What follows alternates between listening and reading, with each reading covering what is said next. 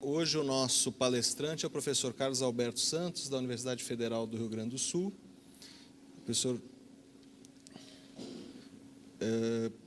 Professor do Instituto de Física, é isso, professor? Que vai apresentar para a gente o que o Einstein fez antes do seu ano miraculoso, que é 1905, ano que ele publicou a maioria dos artigos mais importantes que ele publicou. Agradeço a presença de todos, não vou, sem delongas, vou passar para o professor.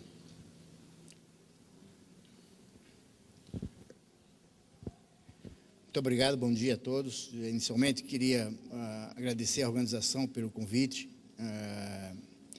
Eu vou falar algo que eu acho que foi muito pouco divulgado, ainda continua sendo pouco divulgado, que é o trabalho do Einstein antes do seu ano miraculoso, não?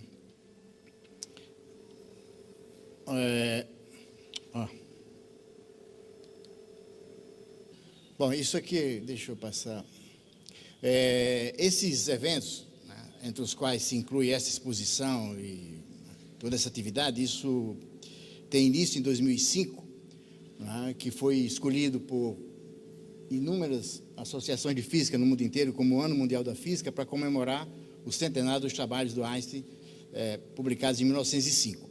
Eu não vou falar desse trabalho porque eles são objeto de apresentação em várias palestras nesse evento. Outros palestrantes, né, vão falar sobre cada um. Mas esse é o contexto desse evento. E por conta...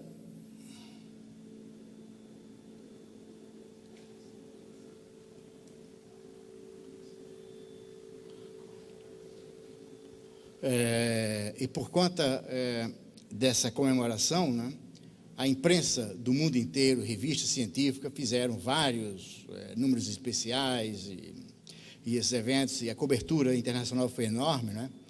E, por conta disso, muito interesse popular e, nesse contexto, muita mistificação foi criada e produzida e divulgada sobre o Einstein e sobre a sua vida. Como personalidade mundial, né, o Einstein, como qualquer personalidade, foi vítima desses processos mistificadores, né? Então, em 2005, isso ficou muito evidente e eu passei a me preocupar para desmistificar toda essa história, né? Então, essa palestra eu apresentei em 2005, em vários lugares também, né? Eu não vou falar, mas só para fazer o contexto, eu vou passar rapidamente os slides sobre os 5 trabalhos que ele publicou em 1905. Né? Esse é o trabalho sobre efeito fotoelétrico, isso foi falado na aula passada, né? Na palestra passada. Né? Esse é o trabalho que virou a tese dele. Né? Esse é o trabalho sobre o movimento browniano, que eu vi que também na semana passada foi comentado aqui. Não é? Esse é o trabalho sobre a relatividade restrita, né? O trabalho que deu maior fama para ele. Não é? Na sequência desse trabalho apareceu o famoso trabalho sobre a equação E igual a mc2. Né? Então, por causa desses 5 trabalhos, portanto, é que o Einstein ganhou o seu prêmio Nobel, né, de 21, e a revista Time o escolheu como a personalidade do século. Né? Uma eleição entre vários mitos importantes da história, não só da física, mas da história da humanidade. O Einstein foi escolhido como a personalidade do século. E isso tudo pode-se dizer que tem origem no trabalho de 1905, mas o trabalho de 1905 não é a única contribuição importante do Einstein, né? E também não é o que muita gente diz que foi, tá? Que são os mitos que eu vou me referir aqui. Esses mitos, a preparação de Einstein para os trabalhos de 1905 pode ser investigada, trabalhada, avaliada, derrubando os mitos que surgiram em torno disso. Tá? Então, quando você derruba cada um mito desse, se esses mitos fossem reais, os trabalhos de 1905 provavelmente não existiriam. E quais são esses mitos? Esses mitos, todos eles eu colecionei ao longo de vários tempos, mas vários deles foram divulgados com muita intensidade em 2005. Né? Então, isso é uma revista que publicou um número especial. Eu não conheço se essa revista continua sendo editada. Essa revista eu comprei, se vocês conhecem, então é daqui de São Paulo, não sei. E em 2005, ela publicou, como muitas revistas, publicou um volume especial sobre o Einstein. E aí, então, ele botou lá, ele não era nenhum Einstein, né? Então, eu botei o Einstein com E minúsculo, porque é o adjetivo, né? Então, todo mundo, o sujeito é um gênio, é um CDF, é um Einstein. Isso não é para qualquer um, só um Einstein, né? Então, Einstein virou um adjetivo, e essa revista fez isso, uma brincadeira que muita gente faz, que ele não era nenhum Einstein, né? Isso quer dizer que ele não sabia de nada, enfim. Isso é muito ruim, por exemplo, é muito ruim do ponto de vista pedagógico, didático, porque dá ideia para as crianças no colégio que você não precisa estudar. Porque um dia, se você for bom, um dia assim, dia para a noite, aparece tudo como saiu para o Einstein, e aí ele fez aquele trabalho. Né? Isso é mentira, e é preciso tomar muito cuidado quando se fala nisso. Né? Então, esse tipo de manchete, é preciso tomar muito cuidado com ela. Principalmente porque é falsa, né? Bom, esse outro mito que circula, mas circula em muita biografia importante, circulou em biografia, diminuiu com as biografias recentes, mas nas antigas, isso era muito presente. E a gente sabe hoje por que é que isso, por que é que os biógrafos foram enganados, como é que eles foram enganados para dizer essa frase. Essa frase poderia ser verdadeira se a fonte onde o biógrafo consultou fosse aquilo que ele pensava que estava consultando. Eu vou falar nisso daqui a pouco. Né? Então, quer dizer, ou seja, os documentos enganaram os biógrafos por desconhecimento deles. Bom, o outro, isso aqui eu vi, em 2005 o GNT fez uma matéria, ele convidou gente de tudo, né, de vários lugares do Brasil que conhecia alguma coisa sobre Einstein. Eu dei uma pequena palestra, gente aqui da USP, e eu vi um professor, não preciso dizer quem é, eu vi um professor, né, que não é da física, mas daqui da USP, que ele disse isso, né, ele enfatizou o fato de que os trabalhos de Einstein vieram assim, uma tempestade de criatividade, de genialidade de 1905, e pá, apareceram aqueles trabalhos. Um professor da USP, um titular da USP. E ele desconhece a biografia do Einstein, portanto, é preciso, isso não é verdade, a gente sabe disso. O foco da minha palestra é justamente para dizer que isso está errado. Bom, a outra, aí isso sai por motivação antissemita, sai por desconhecimento, sai porque todo mundo gosta de chamar, né? De que o Einstein plagiou a mulher, plagiou aqui, plagiou ali e tal, né? Então, é preciso tomar muito cuidado com isso, né? Porque os trabalhos iniciais do Einstein ele não fazia referência, e aí porque tem alguma coisa que o Lorentz já tinha dito, o Poincaré já tinha dito, mas a ciência é assim, a gente faz ciência em cima de coisas que tem anterior, né? Quem faz ciência aqui de vocês sabe disso, né? O Einstein não citava porque ele era um sujeito que ele não teve orientação para fazer isso, era um menino que escrevia aquilo lá, tá certo? Um menino genial que escrevia aquilo, ele não tinha orientação. Então, ele, quer dizer, uma coisa meio, ele é um outsider mesmo. Então, isso tem explicação para o fato de que os trabalhos dele iniciais não tinham citações. Mas daí a dizer que ele plagiava, né? Bom, então, até por causa disso, eu escrevi um romance com base nisso, né? Uma historinha, não vou falar aqui, não é o foco da minha palestra, né? Mas em 2003, então eu escrevi um romance. É uma ficção baseada em fatos reais, da época do Einstein, mais ou menos, que eu vou me referir aqui. Né? Bom, então, esses mitos todos a gente tem que desconstituir, né? E tem fontes importantes. Né? Então, quais são as fontes que se usa para desconstituir esses mitos? Né? Primeiro, fontes primárias.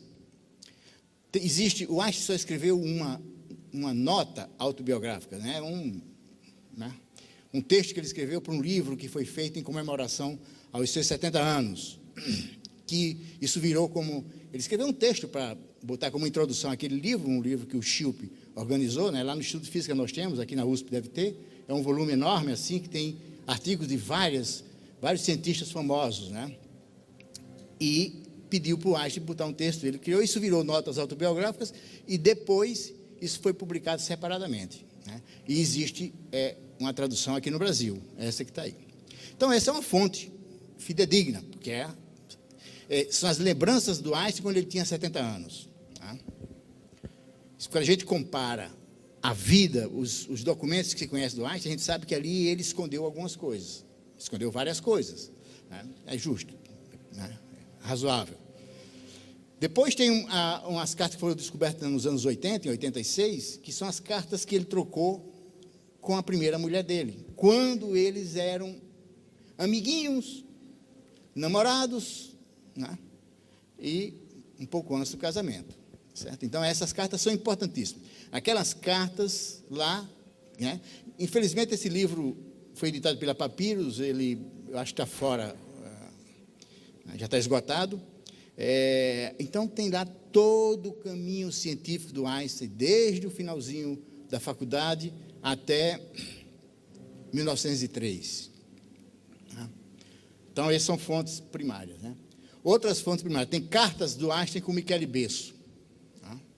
O Michele Besso foi o melhor amigo do Einstein, até o final da vida. Eles morreram, um morreu uma semana, o outro morreu na semana seguinte.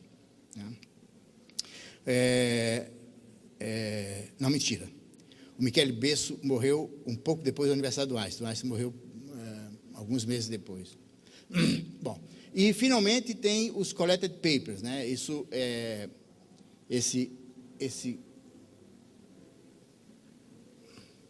né? Os collected papers é uma coleção feita pelo pessoal, pela Universidade de Princeton, junto com a Universidade Hebraica, em Jerusalém, que é a depositária de todo o material do Einstein, né? Isso ficou no seu testamento, e isso é um projeto para publicar 29 volumes, né? Eu pessoalmente tenho 3 volumes, o Instituto de Física tem vários em inglês. Eu tenho os originais, né, em alemão, são os documentos originais, né? Então, isso é uma fonte muito importante de todo o material do Einstein coletado. São 29 volumes, né, enormes, né? Bom, depois tem as fontes secundárias, né? Bom, as fontes secundárias, se vocês visitarem esse endereço que eu coloquei aí, eu fiz um cânone do que se publicou sobre Einstein no Brasil. Em 2005, existiam 45 livros publicados no Brasil, de ou sobre o Einstein. E eu escrevi para uma revista da Sociedade Brasileira de Física um cânone dessa literatura, né? Comentando, fazendo resenhas. Alguns desses livros eu fiz resenhas para um jornal de Porto Alegre, a Zero Hora, né? E outros eu fiz para esse artigo, né? Então, mas desses, o livro do Abraham Paes existe no Brasil, né? E uma biografia que eu acho muito boa, das melhores biografias, infelizmente, nenhuma editora no Brasil se dispôs a traduzir, que é a biografia do Folsen. Essa talvez seja, depois da biografia do Einstein, do Abraham Paes, a melhor biografia sobre o Einstein. Depois eu achei essa biografia, eu li, antes de ler os collected papers, né? Eu comprei os collected papers depois de comprar essa biografia. E eu achei essa biografia maravilhosa. Eu falei, mas não existe coisa melhor. Que coisa maravilhosa, né? E quando eu comprei os collected papers, eu descobri que ele se inspirou e copiou muita coisa dos collected papers, né? Então, claro, é muito bom porque os collected papers são muito bons, né? O trabalho feito pelos editores dos collected papers, né? Bom, então eu selecionei apenas esses 2 livros como fontes secundárias da vida do Einstein, né? Tem muito livro sobre o Einstein que biografia mesmo publicada e republicada, e são best-seller, que são muito duvidosos, muito exagerados e, bom, enfim. Se vocês visitarem aquele site lá, vocês vão ver os livros que eu estou dizendo que não são bons e quais os que são bons. Então, até isso o começo, tá certo? As fontes onde a gente pode desmistificar, pode desconstituir os mitos, né? E agora, então, vamos ver cada um desses mitos aí, né? Então, a primeira coisa é que o Einstein não era nenhum Einstein, tá certo? Não era. Isso foi uma coisa, assim, divina, que em 1905 apareceu, e ele escreveu aqueles artigos por obra, né, divina, tá certo? Bom, Então, se você olha, então, a vida do Einstein, o Einstein, durante toda a sua vida, ele se preparou e estava escrito no DNA da história do Einstein que ele ia fazer o que fez em 1905. Certo? Se você olha com cuidado, você vê que ele se preparou e estava escrito ali que ele ia fazer aquilo. Quando ele tinha 4, 5 anos, essa história é muito famosa. Ele ganhou do pai dele, ele estava doente, e ganhou do pai dele uma bússola pequenininha, né, de bolso, para ele se divertir. E ele ficou muito curioso que ele mexia com a bússola e a agulha sempre apontava para o mesmo lugar. Ele mexia, a agulha mexia, tá certo? Então, ele tinha 4, 5 anos. Ele conta isso aos 70, ele não se lembra se foi entre 4 e 5 anos. Ele não sabia exatamente quando foi. E aí ele disse que ficou muito curioso com aquilo. 4, 5 anos, hein? Eu estou repetindo porque 4, 5 anos. Aí ele disse que alguma coisa de fora estava segurando a ponta da agulha da bússola. Tinha que ter alguma coisa lá fora segurando a agulha da bússola para que ela não saísse daquele lugar. Ora, a pessoa com 4, 5 anos imaginar que alguma coisa, existe uma ação externa sobre alguma coisa, um campo, né? O pai dele não soube explicar isso, o tio dele, né, provavelmente, ele não disse se alguém... Campo magnético, está certo? O magnetismo vem a ser depois uma paixão do Einstein. Isso chega lá na relatividade, né? Então, ele tinha 4, 5 anos, fez isso. Depois, quando ele tinha 10, 12 anos, o tio dele, ele tinha um tio que era engenheiro, que era sócio do pai. E o tio dele deu um livro de geometria, figurinhas, né? E lá tinha, né, triângulos, retas e tal, né? E ele deduziu ali o teorema de Pitágoras, sozinho, por semelhança de triângulos, paralelismo e tal. Depois, quando ele aprendeu na escola, ele viu que o teorema de Pitágoras, ele descobriu que era aquilo que ele tinha deduzido lá no livrinho que o tio dele tinha dado. Com 12 anos, ele fez isso sozinho. Por volta dos 14 anos, ele, sozinho também, aprendeu com os princípios de derivada integral. Então, ele aprendeu derivada integral sozinho, lá pelos 14 anos. Tá certo? Isso não era dado no colégio na época, né? E quando ele estava com 16 anos na escola em Aarau, né, ele fez uma lembra que ele falou lá no negócio da bússola, né? E daqui a pouco, logo em seguida, eu vou mostrar um outro slide que tem a ver com isso, né? Ele perguntou para um professor dele, Aarau, ele ficou 1 ano em Aarau, daqui a pouco eu vou voltar a falar sobre isso. Ele achou, foi a época de escola dele que ele mais gostou, né? Porque tinha muita liberdade para estudar, os professores eram muito bons, e Aarau, de fato, era uma escola secundária famosa na Suíça, né? Já centenária naquela época. E ele perguntou para o professor o que é que poderia ver, o que aconteceria se ele caminhasse do lado de uma onda eletromagnética com a velocidade próxima à velocidade da luz. Ele tinha 16 anos. Essas coisas não eram coisas que se tratavam no colégio, na escola. Tá certo? O pobre do professor dele, obviamente, não soube dizer nada para ele sobre isso. Mas ele teve essa intuição do que poderia acontecer se uma pessoa... Ele tinha 16 anos, isso foi em 1896, e esse problema ele resolveu 10 anos depois com o artigo da relatividade. Tá certo?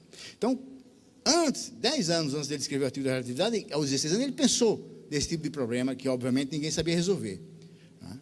Então, ele resolveu 10 anos depois. E um pouco antes dessa história da onda em Aarau, um pouco antes, essa fotografia é da época, né? Os pais dele moravam em Pávia, na Itália, né? Ele ficou lá entre Milão e Pávia, né? E ele ficou em Munique, no colégio, que ele detestava. Ele detestou todas as escolas, as 2 escolas que ele frequentou em Munique, na Alemanha. E no meio do ano ele fugiu da escola. Fugiu e voltou, foi para a casa dele, né? Abandonou. Então ele não terminou o 2º grau. E foi para a casa dele, ficou lá. Aí ele conseguiu 2 coisas. Ele tinha 15 para 16 anos. Ele conseguiu que um médico, amigo dele, da família, desse um atestado dizendo que ele estava com estafa. e que precisava descansar. Com esse atestado, ele justificou a saída dele lá para o diretor do colégio. Ao mesmo tempo, ele conseguiu que um professor, olha que esse sujeito premeditava as coisas, né? Ele conseguiu que o professor de matemática dele desse uma carta, um atestado, de que ele era uma criança prodígio, que sabia muita matemática, mais do que os outros. E o professor deu. E o professor de matemática gostava, né? Então, o Einstein era o seguinte: ame-o ou deteste-o, tá certo? Então, tinha professores que detestavam o Einstein porque ele tinha um jeito arrogante, e tinha professores que gostavam do Einstein. Poucos, mas tinham. Aí ele foi para casa e começou a pensar em ir para a faculdade, né, para a ETH. E, para se aquecer, para preparar para o exame, né, ele escreveu um artigo, um trabalho, são 5 páginas manuscritas, que era, olha, ele tinha 15 anos, tá certo? Eu gosto de reforçar isso, porque quando a gente não fala, pensa que ele tinha 40, 30, não, tinha 15 anos. E aí ele escreveu um artigo sobre investigação do estado do éter no campo magnético. Obviamente que está tudo errado, tá certo? Tem um monte de erro. E, por exemplo, ele não citava, porque ele não conhecia ainda, quando ele fez, ele não citava a teoria do eletromagnetismo de Maxwell. Então, obviamente, você não pode escrever isso sem usar as equações de Maxwell. Mas ele não citava. Aí ele fazia vários cálculos lá e tal, né? Então, tinha um cálculo lá que estava errado, porque, de acordo com a teoria de Maxwell, não poderia dar aquele resultado. Está tudo bem. Mas o fato importante é que esse sujeito já pensava nesse tipo de problema quando ele tinha 15 anos, e ele tinha o peito de escrever isso aí. Escreveu 5, esse manuscrito sobrevive, né? Ele mandou para um tio dele, que ele gostava muito, né? Que morava em Bruxelas. Essa cópia existe. Ninguém sabe se existem outras cópias. Uma pessoa, uma vez, deu um relato, existe isso nas fontes, de que ele teria enviado para uma moça, né? Mas essa cópia não sobreviveu. Então, essa sobrevive, está lá, essa está aqui, está classificada, né? Bom, isso é considerado como o primeiro ensaio científico do Einstein, está certo? É um ensaio que ele não considera como um ensaio científico, mas, enfim, é a primeira vez que ele bota no papel. Por que isso ele não estudou no colégio? Isso ele leu coisas que ele leu de livros de divulgação científica, que o tio dele dava, que um colega da família, que era um estudante de medicina, que visitava o Talmey, que visitava a família uma vez por semana, dava para ele. Então, com esses livros, ele escreveu. E já mostrava ali, com 15 anos, uma liberdade de pensamento enorme, né? Muito bem. Então, Einstein não era um Einstein, né? Então, Einstein era mau aluno. Bom, a história do mau aluno. Se diz que o Einstein era mau aluno, porque diz que ele tirava notas baixas, tá certo? Bom, então, deixa eu mostrar uns slides para vocês. Ele tem várias coisas que diz. Primeiro, ele foi reprovado. Ele foi reprovado na primeira vez que ele tentou ir para a faculdade. Bom, naquela época, na Alemanha, quem tinha o 2º grau poderia entrar na ETH, que era a escola politécnica. Eu não me atrevo a pronunciar o nome, tá certo? Todo mundo conhece, ninguém tem coragem de pronunciar o nome, então não fala, ETH acabou, tá certo? Mas o nome está ali, o nome da escola. Antes era Polytechnische, agora é Técnico. Bom, então, esse nome, na época do Einstein não era esse nome, na época do Einstein era Polytechnische. Isso aí virou a partir de 1911. É por isso que em algumas biografias os caras falam a Politécnica, né? E outros, então, por que é Politécnica se é ETH? É porque o nome era diferente, tá certo? Então, se o jovem tivesse o 2º grau, ele entrava aí sem fazer exame nenhum.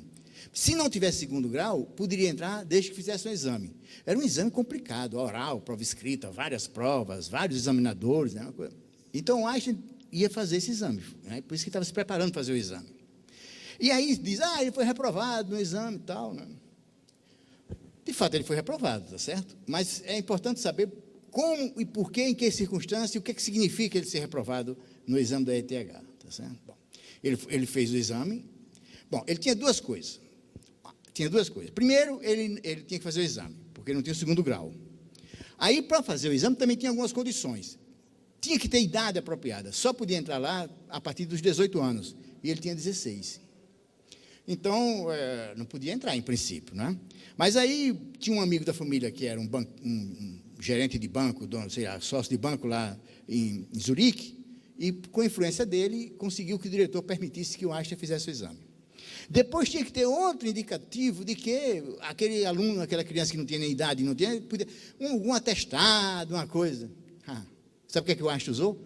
A carta que ele tinha pedido ao professor de matemática. Ele apresentou ao diretor da ETH a carta do professor de matemática dele, dizendo que ele era um menino prodígio, portanto, que merecia fazer o exame. Ele fez o exame e foi reprovado. Né? Mas acontece o seguinte, ele foi reprovado, não se sabe exatamente, os documentos não permitem concluir exatamente porque ele foi reprovado. Em alguns documentos dizem que é por causa da prova oral de francês. Outros dizem que é por causa de biologia. Né? Não existe a prova de biologia. Em alguma biografia, eu li um tempo atrás, muitas coisas eu passo para frente, é errado porque eu li na biografia, depois eu descubro em outra biografia mais confiáveis que não era bem assim, né? E eu li numa biografia uma vez que é por causa de biologia, né? Depois olhando os collected papers, eu vi que não tinha prova de biologia, mas na prova oral tinha uma coisa que chamava-se conhecimentos qualitativos de ciências naturais. Provavelmente aí estaria uma parte de biologia, tal. Então, há quem diga que ele foi reprovado, porque a parte de conhecimentos gerais de ciência dele não foi boa. Outro diz que é por causa da interpretação linguística, que tem uma prova sobre interpretação linguística, eu não sei o que é isso, está lá. Bom, então, não se sabe exatamente o que foi, mas não foi nem em física, nem em matemática que ele foi reprovado. Pelo contrário, a prova dele de matemática e física foi tão impressionante, que esse professor, que